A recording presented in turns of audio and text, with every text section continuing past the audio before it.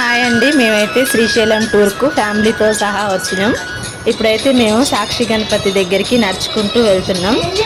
మనం Srisailam bus stand దగ్గర దిగిన తర్వాత ఒక చిన్న వెహికల్ తీసుకొని సాక్షి గణపతి దగ్గరికి అయితే వెళ్తున్నాం.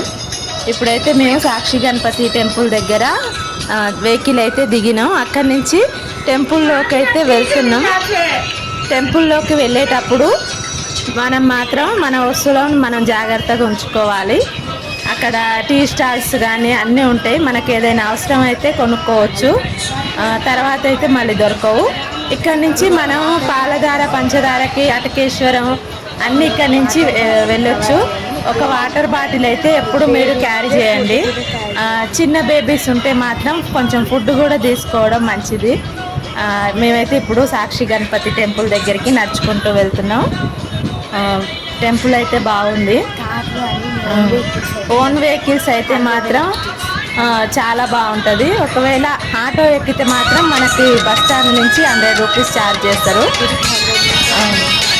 ఇప్పుడైతే సాక్షి గణపతి గుడి లోపలికి అయితే వెళ్తున్నామండి. చూడండి, ఇక్కడ శ్రీశైలం అంటేనే ప్రకృతి సౌందర్యం సూపర్గా ఉంది.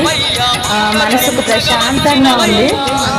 మనకు ఏదైనా ఇక్కడ ప్రకృతిలో సహజ సిద్ధంగా లభించే పదార్థాలు, భూచక్రం అన్నీ దొరుకుతాయి. ఇక్కడ అన్నీ దొరుకుతాయి. మనం ఏది కావాలంటే అది ఇక్కడ కొనుక్కోవచ్చు. ఇప్పుడైతే మనం లోపలికి అయితే వెళ్దాం. సాక్షి గణపతి గుడి లోపలికి అయితే వెళ్తున్నామండి. మనం గుడి లోపలికి వెళ్ళేటప్పుడు ఫస్ట్ మనం ఎక్కడికి ఏ గుడికి వెళ్ళినా కూడా కాళ్ళు కడుక్కొని వెళ్ళడం మంచి పని. అక్కడ అయితే మనకు ట్యాప్లు ఉన్నాయి, అక్కడికి వెళ్ళి కాళ్ళు కడుక్కొని గుడి లోపలికి వెళ్తున్నాం.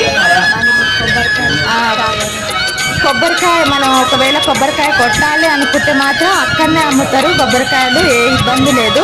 ఒక కొబ్బరికాయ అయితే 35 రూపాయలు తీసుకుంటారు.